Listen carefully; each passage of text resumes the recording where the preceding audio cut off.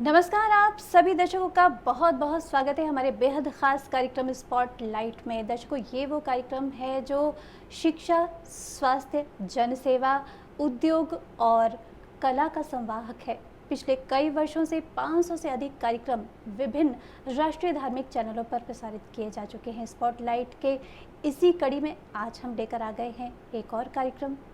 आज हम स्टूडियो में लेकर आए हैं बेहद ही जुझारू व्यक्तित्व के धनी नेशनल अकाली दल के राष्ट्रीय अध्यक्ष परमजीत सिंह पम्मा जी को।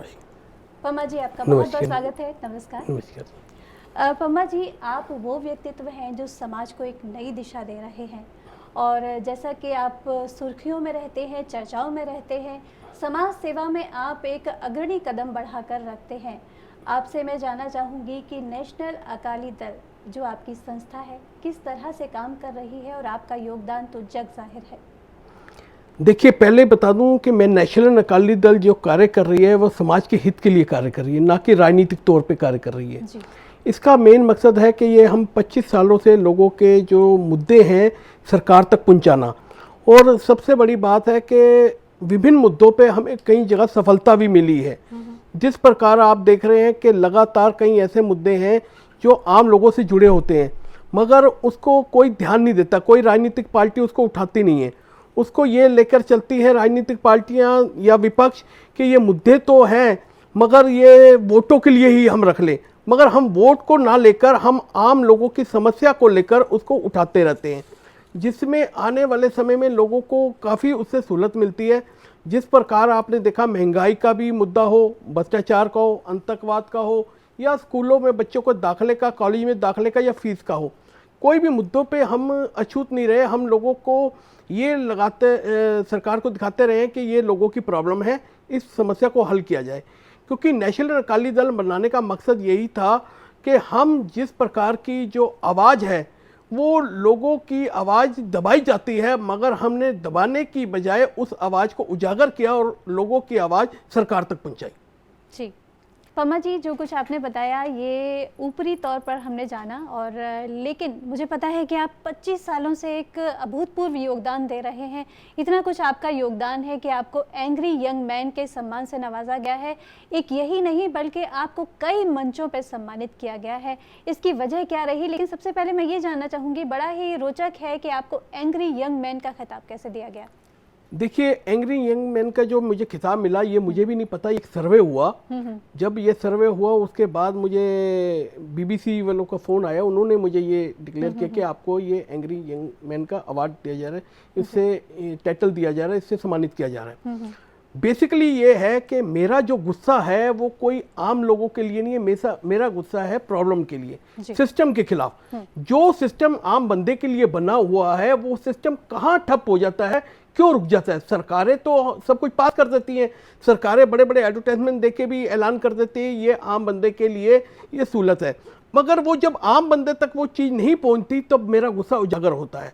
और इसी गुस्से के कारण विभिन्न, मुझे भी नहीं ये लगता था कि मुझे इस प्रकार का आंदोलनकारी को भी कोई टाइटल मिलेगा, मगर जब ये टाइटल मिला, जब मुझे ये एंग्री मैन का नाम से चुना गया तो मुझे खुशी हुई। लोगों ने कहा कि किसी को गुस्सेल आदमी कहते तो उसको गुस्सा और आ जाता है, तो मुझे ये नहीं है। मुझे ये लगता है कि अगर मेरे गुस्से से मेरे समाज के लोगों को, देश के लोगों को, बच्चों के भविष्य के लिए अगर कोई मेरी आवाज़ जो है वो अगर उजागर होती है तो इससे बढ़कर मेरा गुस्सा कोई है ही नहीं बढ़िया चीज़। मैं ये कहता हूँ, भगत सिंह थे, उन्होंने जो असेंबली में बम फोड़ा था वो किसी को मारने के लिए नहीं फोड़ा था, उन्होंने ये बताने के लिए फोड़ा था कि मेरे देश में ये गलत हो रहा है, वो दुनिया को दिखाने के लिए फोड़ा था। और जो मैं अपने मुंह से बम फोड़ता हूं वो ये दिखाने के लिए फोड़ता हूं कि मेरे देश में मेरे लोगों के साथ, मेरे समाज के साथ, मेरे बच्चों के साथ, मेरे अपना जो महिलाएं बच्चियां हैं उनके साथ ये पर गलत हो रहा है। सरकार जागे, जहां पर विदेश में भी भारतीयों के साथ कहीं गलत हुआ है वहां पर भी मैंने आवाज़ उठाई है। यहां तक के कई ऐसे मुद्दे हैं जो बच्चों के भविष्य से भी जुड़े हुए हैं, मैं उनमें पीछे नहीं हटा। तो इस गुस्से को अगर मेरा गुस्सेल आदमी का रूप दिया जाता है तो बड़ा अच्छा है, और इसके लिए मैं हमेशा तैयार हूं। जी, तो क्या कुछ कहा जाए कि आप जो अपने प्रयासों में कितना कुछ सार्थक रहे हैं? आपको लगता है कि जो आपने प्रयास किया है, कदम उठाए हैं, उसमें कहाँ तक सफलता मिली है? क्या आंदोलनकारी को बहुत सारी मुश्किलों का सामना करना पड़ा है? देखिए, मैं एक बात बताऊं, प्रयास तो हमारा करना फर्ज है, कहीं में सफलता मिलती है, कहीं में नहीं मिलती, मगर हम वो उससे पीछे नहीं हटते। क्योंकि कारण क्या है, हमेशा बात ये होती है कि हमारा कोई राजनीति मोटिव नहीं है, हमारा कोई ये नहीं है कि हमने वोटें लेनी है, कि हम ये प्रयास कर रहे हैं तो हमें नहीं सफल हुआ तो हम कोई शर्मिंदा हो या कुछ नहीं। हमारे एक फर्ज है कोशिश करना। और जो आपने सबसे बड़ी बात की कि आंदोलनकारी को मुश्किल का सामना करना पड़ता है, वो हमेशा ही करना पड़ता है। वो सामाजिक तौर पे भी करना पड़ता है और राजनीतिक तौर पे भी करना करता है। किसी पार्टी के खिलाफ करोगे तो वो ये लगता है ये दूसरी पार्टी ने करवाया हुआ प्रदर्शन। अगर हम बात करें कि आपने एडमिशन को लेकर भी बहुत सारे आंदोलन किए हैं, तो आपको क्या लगता है, क्योंकि ये इतनी बड़ी घटना नहीं है या इतनी बड़ी समस्या नहीं है, उसको क्या आप सफलता की राह पर ला पाए हैं किसी तरह से? काफी हद तक ला पाए हूँ। और दूसरी बात है, देखिए एडमिशन की बहुत बड़ी समस्या, आप ये मत कहिए छोटी समस्या है। ये जो एडमिशन की सबसे बड़ी समस्या है वो ये है कि हर बच्चे को ये सपना होता है 12वीं पास करने के बाद कॉलेज में जाने का। और जब यूनिवर्सिटियां हमारी आज कम होती जा रही हैं, 100% की लिस्ट होती जा रही है, कॉलेज कम होते जा रहे हैं, उसमें बच्चियों को खासकर मुश्किल होती है और दूर दूर बच्चियों को जाना पड़ता है। उनके परिवार वाले मना करते हैं, अगर नहीं दाखिला मिलता तो वो ये कहते हैं या तो नौकरी कर लो या उनकी शादी कर दी जाती है। मीडियम क्लास वालों के लिए, लो क्लास के लिए तो ये बहुत बड़ी प्रॉब्लम है, क्योंकि वो कहते हैं हमारे पास प्राइवेट पढ़ाने के लिए तो पैसे नहीं है, क्यों नहीं यहाँ पर और कॉलेज खोले जाते। जब मैं कहता हूँ एक कोई दुकानदार है, उसके पास सामान कम होता है तो वो दाम बढ़ा देता है। इसी प्रकार कॉलेजों ने अपने कॉलेज कम होने के कारण अपनी लिस्टों की जो है कट ऑफ वो इतनी बढ़ा दी है कि जो 95% भी बच्चा लाया है नंबर, उसको भी बड़ी मुश्किल का सामना करना पड़ता है। आज हमें जरूरत है एजुकेशन के ऊपर ख्याल देने की। बच्चे एजुकेशन के ऊपर हमारे पढ़े लिखे होंगे तो आने वाले समय में देश की भी तरक्की होगी और देश आगे बढ़ेगा। अगर हम एजुकेशन को रोकेंगे तो उसमें यह होगा कि आने वाले समय में हमारे देश में बहुत नुकसानदायक होगा। जी पम्मा जी, ये बात हो गई कि हम सभी इस बात को जानते हैं कि क्या होना चाहिए, लेकिन करना क्या चाहिए? आपकी संस्था ने 25 वर्षों से आप खुद जुड़े हुए हैं उस संस्था से, क्या कहना चाहेंगे कि क्या कुछ ठोस कदम उठाए हैं उस? देखिए, मैंने ठोस कदम उठाए हैं। जिस प्रकार आपने देखा होगा ऑनलाइन गेमें हैं जी, उसके खिलाफ पूरी कार्रवाई की है। क्योंकि जिस प्रकार आपने देखा होगा पबजी वगैरह जैसी ऐसी गेमें आई थी, बच्चों का भविष्य बिगाड़ रही थी। इसके अलावा मैंने स्कूल के जो एजुकेशन के ऊपर काफ़ी काम किया है, काफ़ी मिनिस्टर से भी मिला हूँ और यहाँ तक कि मैंने कोर्ट के दरवाजे तक भी खटकाने की सोची है कि अगर बच्चों को दाखिले, जैसे अब आज प्रॉब्लम चल रही है कि स्कूल फीस के ऊपर, जिस कोरोना काल जा रहा है, स्कूल के जो डिपार्टमेंट है वो पूरा बच्चों को तंग कर रहा है, उनकी फैमिली को तंग कर रहा है। उसके ऊपर भी हम काम कर रहे हैं कि एजुकेशन एक्ट के तहत जो सरकार है उन बच्चों की फीस भरे। तो इस प्रकार हमें काफ़ी सफलताएं मिली हैं। जैसे पगड़ी की जो थी, जहां इंग्लैंड में बैन हो गई थी, वहां पर भी हमने काफ़ी कार्रवाई की तो वहां पर छूट मिल गई उनको पगड़ी की बांधने की। और दिल्ली में जब सिख महिलाओं की बात आई तो वहाँ पर भी हमने काफ़ी काम किए तो उनको भी हेलमेट की छूट मिल गई। तो इस प्रकार के हम लगातार काम करते आ रहे हैं जिसको लेकर हमें सफलताएं मिलती जा रही हैं। आपको बताऊं, जब दिल्ली में प्याज महंगा हुआ था, हमने जब 70 रुपए किलो प्याज हो गया था तो 9 रुपए किलो दिल्ली में बेचा था। उसके बाद सरकार ने वो ट्रक शुरू किए 20 रुपए किलो में। जब दालें 200 रुपए किलो हो गई, हमने 40 रुपए दिल्ली में बेची और 20 रुपए हमने बेची तो सरकार ने 40 रुपए किलो दालें जगह जगह बेचनी शुरू की। ये हमारी सफलता है कि हम सरकार को जगा देते हैं कि जब आम बंदा ये चीज कर सकता है तो सरकारें क्यों नहीं कर सकती। तो हमारा मकसद ना तो किसी सत्ता को गिराना है ना सत्ता में जाने का है। हमारा मकसद होगा कि ये सत्ता को जगाने का, और जो हम एक चौकीदार के नाते सरकार की जगाते रहेंगे और इसके लिए कभी भी हम पीछे नहीं हटेंगे, चाहे वो कोई भी हमें कुर्बानी क्यों ना देनी पड़े। जी पम्मा जी, बहुत बहुत शुभकामनाएं आपको और आपकी संस्था को कि इसी तरह से आप समाज को नई दिशा देते रहें और हमारा भारत एक नए कदम बढ़ाते रहे सफलता की ओर। बहुत बहुत धन्यवाद। नमस्कार। तो दर्शकों, यहाँ हम रुकेंगे एक छोटे से अंतराल के लिए और अंतराल के बाद आएंगे तो एक नए अतिथि हमारे साथ होंगे। कौन होंगे, उनकी प्रतीक्षा कीजिए। छोटा सा अंतराल। ब्रेक के बाद आप सभी दर्शकों का बहुत बहुत स्वागत है कार्यक्रम स्पॉटलाइट में। और अंतराल के बाद अब हमारे साथ स्टूडियो में मौजूद हैं फ्रेंचाइजी बताओ के ओनर आशीष अग्रवाल जी। स्वागत करते हैं उनका स्टूडियो में। आशीष जी, आपका बहुत बहुत स्वागत है। नमस्कार। आशीष जी, आप जिस मुकाम पर हैं, आपसे पूछने का मन है कि फ्रेंचाइजी क्या होता है, क्योंकि बहुत प्रोग्रेस कर चुका है उद्योग, लेकिन फिर भी अभी कुछ लोग ऐसे हैं जिनके मन में ये सवाल है कि फ्रेंचाइजी क्या है। बेसिकली फ्रेंचाइजी एक टर्म है जहाँ पर अगर आप कोई बिजनेस करना चाहते हैं तो आपके पास दो ऑप्शन होते हैं कि आप अपने नाम से अपना खुद का व्यवसाय शुरू करें या फिर आप उन लोगों से जुड़ जाएं जो उस व्यवसाय में शीर्ष स्थान पर हैं जी। और आप उनका बिजनेस मॉडल ले लें उनसे, उनका ब्रांड नेम ले लें उनसे और आप अपने शहर में उनके ब्रांड नेम के साथ बिजनेस शुरू करें। तो ये जो सिस्टम है पूरा, इसे हम फ्रेंचाइजिंग कहते हैं। एक उदाहरण से समझाना चाहूँगा। मैकडोनल्ड आप सभी ने सुना है, मैकडोनल्ड बर्गर के लिए बहुत मशहूर है। अगर आप बर्गर की शॉप खोलना चाहते हैं तो आप चाहें तो अपने नाम से बर्गर शॉप खोल सकते हैं, ये आपके पास पूरा अधिकार है। लेकिन आपके नाम से जब आप बिज़नेस शुरू करेंगे तो आपकी मार्केटिंग उतनी अच्छी नहीं है, आपको कोई हैंड होल्डिंग नहीं मिल रही है, तो आप ऐसे में क्या करेंगे, आप मैकडोनल्ड या फिर जो भी बड़े बर्गर चेन हैं उनसे संपर्क करेंगे और आप बोलेंगे कि आप हमें अपना फ्रेंचाइजी दे दीजिए, आप अपना ब्रांड नेम दे दीजिए, आप अपनी टेक्नोलॉजी दे दीजिए, सो दैट कि हम आपका स्टोर ही अपने शहर में खोल लें और आपके ब्रांड के अंतर्गत हम काम करें। तो इस पूरे सिस्टम को हम फ्रेंचाइजिंग कहते हैं। जी। तो अगर हम बात कहें कि फ्रेंचाइजी लेना ही क्यों क्या फ़ायदेमंद होता है, क्या डायरेक्ट बिजनेस कोई खुद शुरू नहीं कर सकता? बिल्कुल, डायरेक्ट बिजनेस कभी ना कभी जो आज फ्रेंचाइजिंग पर हैं, वो सभी बिजनेस जो आज फ्रेंचाइजिंग पर हैं वो सभी कभी ना कभी नए बिजनेस शुरू हुए थे जी। उन्होंने पूरा एक सिस्टम बनाया है, इसे हम एसओपी कहते हैं।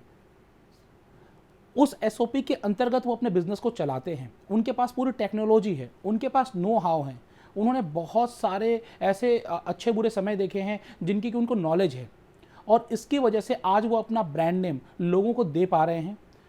अपने ब्रांड नेम की उन्होंने इतनी मार्केटिंग की है जिसकी की वजह से जो कोई आज के दिन नया बिजनेस शुरू करना चाहता है, अगर वो नया बिजनेस शुरू करेगा तो उसके पास बहुत सारी प्रॉब्लम्स आएंगी, जैसे कि उसके नाम को कोई नहीं जानता है, उसके पास टेक्नोलॉजी नहीं है, कल को उसे कोई उस बिजनेस में प्रॉब्लम आती है तो उसको मेंटर करने वाला कोई नहीं है, मेंटरशिप नहीं है उसके पास। लेकिन जब आप किसी की फ्रेंचाइजी लेते हैं तो आपको नो हाउ मिलता है, टेक्नोलॉजी मिलती है, पहले से बनी बनाई एक एसओपी मिलती है और साथ ही साथ जब कोई प्रॉब्लम आती है तो आपके पास हैंड होल्डिंग होती है, कोई आपको सपोर्ट करने वाला होता है। इसीलिए मैं सभी लोगों को कहता हूं, अगर आप कोई नया बिजनेस शुरू करना चाहते हैं तो पहले उसी क्षेत्र के जो भी शीर्ष लोग हैं उनके साथ जुड़कर फ्रेंचाइज ले लें, 4-5 साल फ्रेंचाइजिंग करें, उस बिजनेस को अच्छे से समझ लें, उसकी अच्छी बुरी बातें समझ लें और उसके बाद आप चाहें तो अपने नाम से उस बिजनेस को शुरू कर लीजिए। जी, ये तो बात हुई कि हम विदेशी कंपनियों का सहारा ले लें, लेकिन क्योंकि बात होती है स्वदेशी की ओर लौटने की, तो किस तरह से लोग अपने बिजनेस में पहला कदम बढ़ाएं कि सक्सेस उनके साथ जुड़ जाए? देखिए, फ्रेंचाइजिंग में अगर मैं बात करूं तो मैं विदेशी कंपनी की बात नहीं कर रहा। भारत 125 करोड़ से ज़्यादा लोगों का देश है जी। बहुत बड़े बड़े व्यापारी हैं, यहाँ पर बहुत सारे ऐसे इंडियन ब्रांड्स हैं जिन्होंने अपना लोहा मनवाया है और जब से स्टार्टअप का दौर चला है बहुत नए नए स्टार्टअप्स आ रहे हैं जो सुपर सक्सेसफुल रहे हैं। स्विगी जोमेटो भी इंडिया की देन है, ओला इंडिया की देन है, ऐसे बहुत सारे ब्रांड हैं जो इंडियन ब्रांड्स हैं और अपनी फ्रेंचाइजिंग दे रहे हैं। और दूसरी बात अगर मैं बात करूं, अगर आप कोई नया बिजनेस शुरू करना चाह रहे हैं तो आप हमेशा किसी मेंटर का सहारा लें, क्योंकि बिजनेस के समय में हम लोग मेंटरशिप की तरफ नहीं जाते हैं। जब आपको कोई केस लड़ना होता है तो आप लॉयर के पास जाते हैं, आप बीमार होते हैं तो डॉक्टर के पास जाते हैं, लेकिन जब आपको बिजनेस करना होता है तो आप किसी बिजनेस कंसल्टेंट की सहायता नहीं लेते हैं। और यही वो रीज़न होता है कि बहुत सारे लोग पूंजी लगाने के बावजूद भी बिजनेस में वो मुकाम हासिल नहीं कर पाते, बिजनेस में वो अच्छी इनकम हासिल नहीं कर पाते। तो फ्रेंचाइजिंग एक ऐसा रास्ता है जहाँ पर आपको business consultant free of cost मिल जाता है। जी, मेरे मन में जो सवाल उठ रहा था और इत्तेफाक से आपने उसका जवाब दे दिया कि किस तरह से हम आगे बढ़े कि फ्रेंचाइजी से जुड़कर क्या फ़ायदे हो सकते हैं और क्या कुछ एहतियात बरतनी चाहिए जब कोई नया बिजनेस शुरू करे। क्योंकि आपने कहा कि जैसे हम बहुत सारी बातें जान लेते हैं, जब ट्रेनिंग की तरह हम बहुत सारी चीज़ें सीख लेते हैं जब किसी भी व्यवसाय पे जाते हैं, लेकिन जब हम उद्योग शुरू करते हैं तो कहीं ना कहीं इस बात में पीछे कदम रह जाते हैं और इसी वजह से जैसा कि आपने कहा कि जितना फोकस हमें करना चाहिए वो चीज़ नहीं बन पाती है।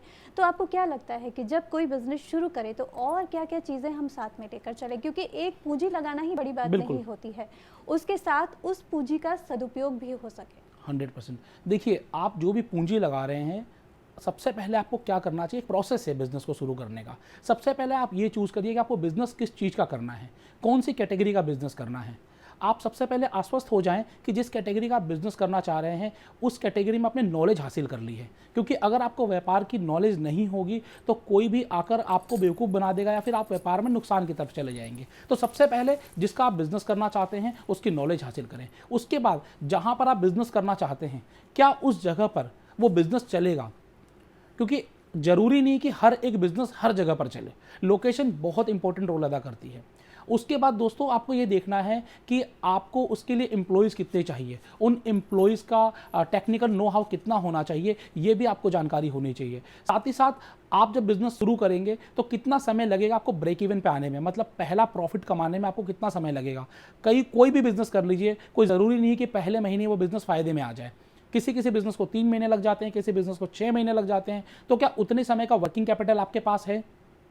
साथ ही साथ आप भारत में व्यापार कर रहे हैं तो भारत की नीतियों का आपको सम्मान करना पड़ेगा। आपको सारे लाइसेंसिंग पहले ले लेनी चाहिए, जो भी रजिस्ट्रेशन से आपको पहले करवा लेने चाहिए। उसके बाद सबसे इंपॉर्टेंट चीज़, ये सब कुछ हम कर लेते हैं लेकिन हम लोग मार्केटिंग नहीं करते हैं। आपने दुकान तो खोल ली लेकिन उस दुकान के बारे में लोगों को बताया ही नहीं, तो यहाँ पर आपके पास सेल्स नहीं आएगी, और सेल्स का सीधा सीधा रेशियो आपके प्रॉफिट से होता है। तो सेल्स अधिक बढ़ाने के लिए आपको मार्केटिंग अधिक करनी चाहिए, और ये कुछ बातें हैं जो आप नया बिजनेस शुरू करें तो आपको ध्यान में रखनी चाहिए। जी, बात आपने बहुत ही ये उम्दा कही यहाँ पर कि मार्केटिंग बेहद ज़रूरी है, क्योंकि कहा भी जाता है कि जो दिखेगा वही बिकेगा। तो ये बात तो है, लेकिन मार्केटिंग करते वक्त किस चीज़ का ध्यान रखा जाता है? बिल्कुल, मार्केटिंग करते वक्त बहुत सारी चीज़ें हैं। देखिए, मार्केटिंग करते वक्त सबसे पहली चीज़, आपके पास कितना बजट है उस मार्केटिंग को करने का। और आज के समय में जब से डिजिटल मार्केटिंग आई है, ऑनलाइन सोशल मीडिया, वेबसाइट्स और ऐसे बहुत सारे साधन आए हैं जिनकी की मदद से आप अगर चाहें तो बहुत छोटे से बजट से भी अपनी मार्केटिंग शुरू कर सकते हैं। कोई ज़रूरी नहीं है कि आपको टीवी एड में आना ज़रूरी है, आपको न्यूज़पेपर में आना ही ज़रूरी है। आप इसके बिना भी अपनी मार्केटिंग कर सकते हैं। आप सोशल मीडिया पर अपने ऐड चलाएं, आप अपनी वेबसाइट ज़रूर बनवाएं और उस वेबसाइट को प्रमोट करें ताकि लोगों तक आसानी से पहुंच पाएं। साथ ही साथ आप थोड़ा बहुत कुछ ऑनलाइन सीख कर अपने आप से भी ऑनलाइन मार्केटिंग कर सकते हैं। तो सिर्फ आपको आज के दिन ऑफलाइन प्रेजेंस जरूरी नहीं है, ऑफलाइन के साथ साथ आपको ऑनलाइन प्रेजेंस भी होनी चाहिए। आपको ये नहीं पता कि कौन सा ग्राहक आपको ऑनलाइन ढूंढ रहा है, गूगल पर ढूंढ रहा है, तो आपके अगर गूगल पर प्रेजेंस है तो आपको अपने घर बैठे भी ग्राहक मिल सकते हैं। जी, जैसा आपने कहा कि डिजिटल मार्केटिंग की जानकारी बेहद ज़रूरी होती है, तो क्या आपको लगता है कि कोई भी उद्योगपति हो, किसी भी मुकाम पर हो, उसको जानकारी ज़रूरत है, क्योंकि डिजिटल इंडिया की तरफ कदम बढ़ चुके हैं, और क्या ये ज़रूरी होता है? बहुत ज़रूरी है। आपने देखा होगा पिछले 15-20 सालों में ऐसे बहुत सारे प्रोडक्ट्स जो पहले राज कर रहे थे आज उनका एग्जिस्टेंस ही नहीं है, क्योंकि टेक्नोलॉजी पूरी तरीके से शिफ्ट हो चुकी है।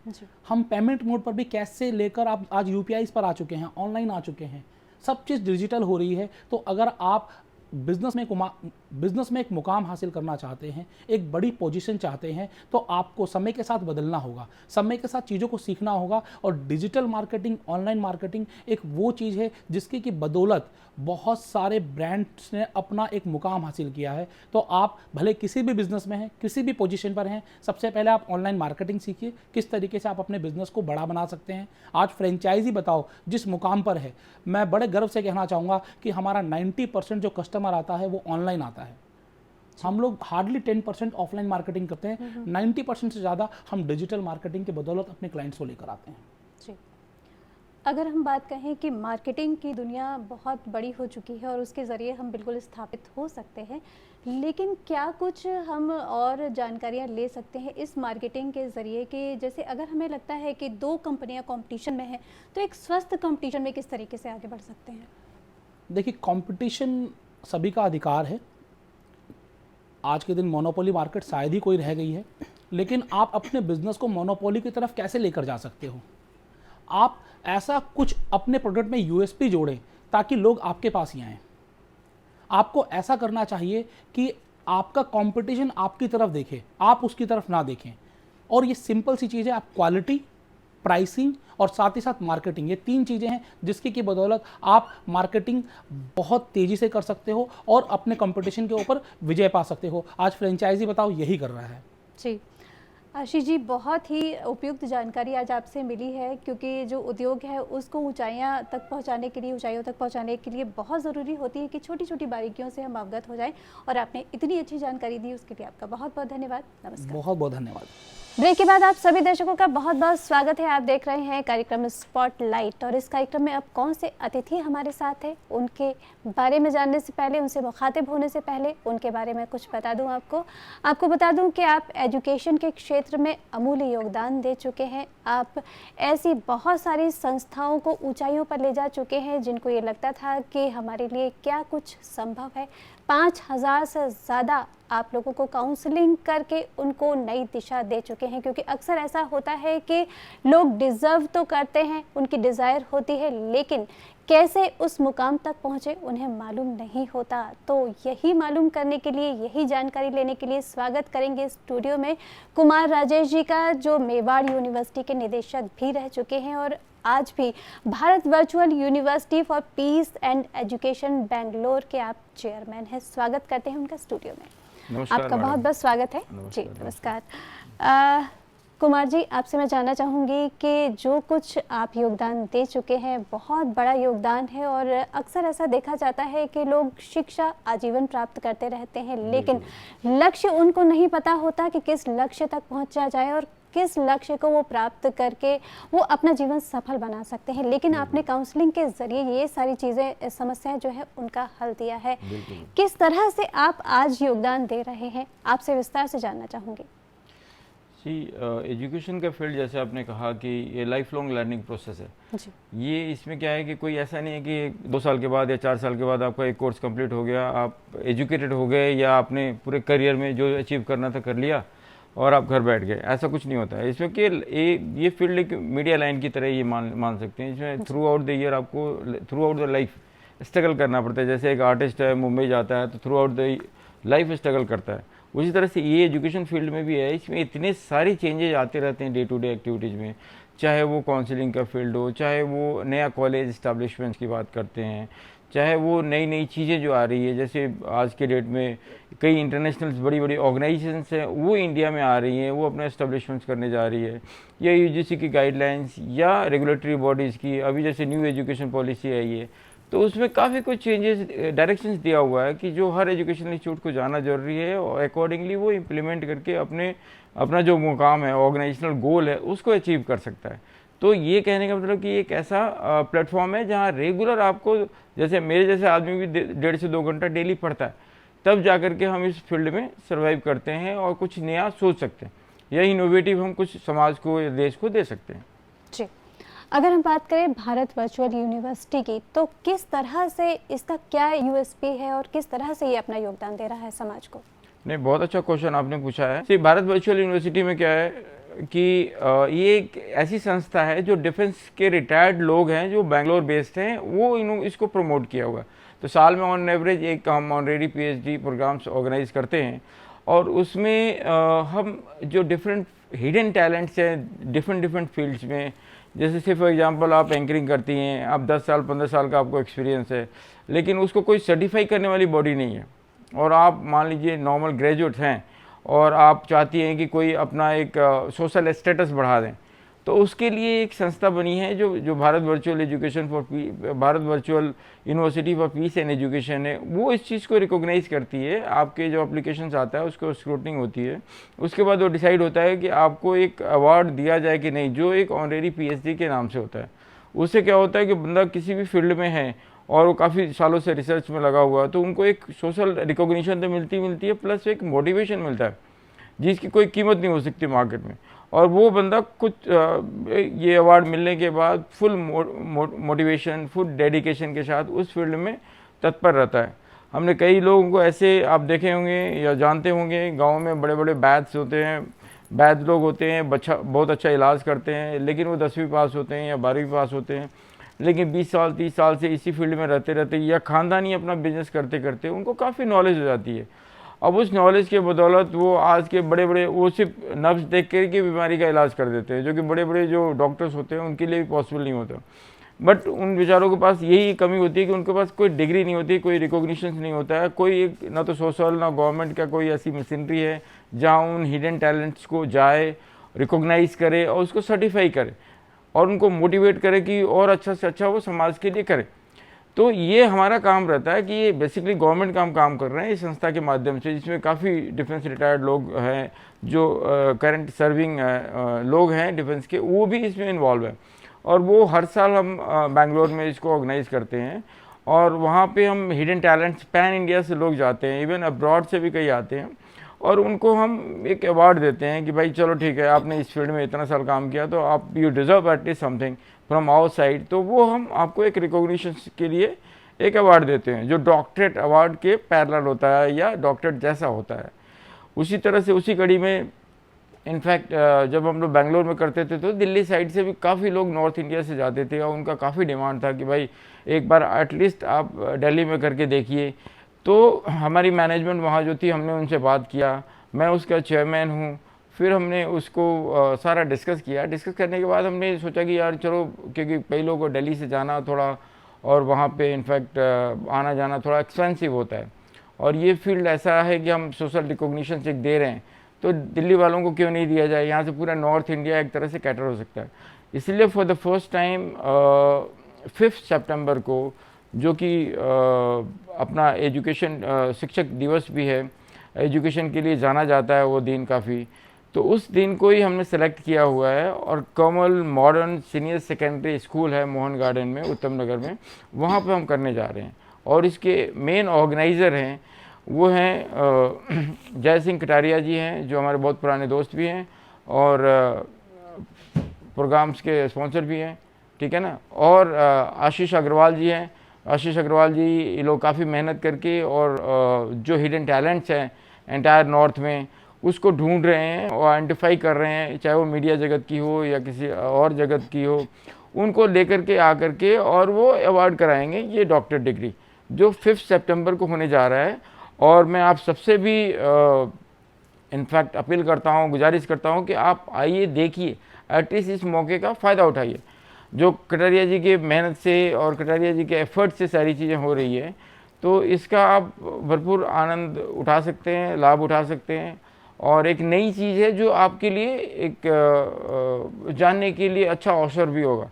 और वहाँ बड़े बड़े समाज के डिग्नेटरीज आएंगे, जैसे मारवा स्टूडियो है, उनका एक यूनिवर्सिटी भी है AAFT के नाम से, संजीव मारवा जी, वो भी एज ए चीफ गेस्ट आ रहे हैं। और भी कई गणमान्य व्यक्ति जो हैं दिल्ली के, वो आएंगे। तो इसलिए क्या है कि आपको एक इंट्रैक्शंस का प्लेटफॉर्म मिल जाएगा, और वहाँ पे आप जो भी कन्फ्यूजन, डाउट्स है, या फिर जो भी आप क्वेरीज करना चाहती हैं, या एजुकेशन वर्ल्ड के बारे में कुछ भी जानना चाहती हैं, वो आप जान सकते हैं, क्योंकि एजुकेशन वर्ल्ड की जानी मानी हस्तियाँ सारी वहाँ आएगी। आप चूँकि एजुकेशन के क्षेत्र से, शिक्षा के क्षेत्र से बहुत लंबे समय तक जुड़े रहे हैं, आप मेवाड़ यूनिवर्सिटी के निदेशक भी रह चुके हैं।